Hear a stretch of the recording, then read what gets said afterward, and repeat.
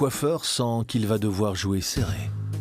Il ne va pas pouvoir dire qu'ils viennent du salon, ces 50 000.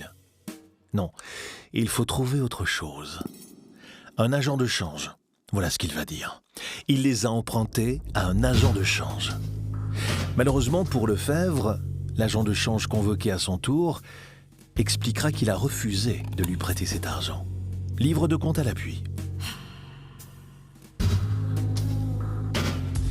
Cette fois, c'en est fini pour le petit coiffeur. Épuisé, il abandonne la partie. Jean-Marie Lefebvre commence les aveux et ne s'arrête plus. Les aveux au jour d'aujourd'hui. Nuit. Le coiffeur raconte son forfait. Un forfait dont il est le seul auteur, le seul, sans complice. Son mobile? L'argent, bien sûr. Il en avait tellement besoin pour éponger ses dettes. Le prix du salon de coiffure et cette nouvelle voiture, et pourtant ce n'est qu'une petite Renault 4 toute neuve. Et les dépenses du ménage et puis les désirs de sa femme qu'il tenait tant à satisfaire.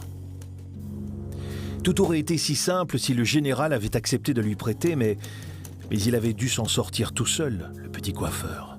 Alors oui, il avait voulu faire un emprunt forcé. Il espérait ne pas être reconnu avec le visage dans le col de son pardessus, le chapeau vissé sur la tête. Mais elle l'avait reconnu, Mieke. Et là, tout s'était enchaîné. Suite à ses appels de Hart, avec son air d'employé de bureau, on le conduit dans le box des accusés.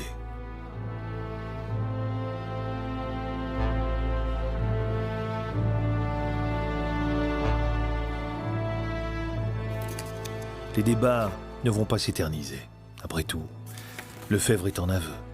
Mais il minimise les faits, ou plutôt son intention. Il ne pensait pas voler, il voulait juste emprunter.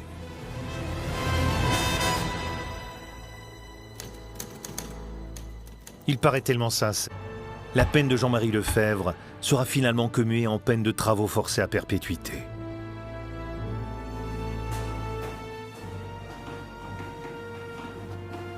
On emmène le petit coiffeur de la chaussée de Hart. Qui pouvait croire que cet homme-là, un homme si ordinaire, tellement quelconque, commettrait un tel crime?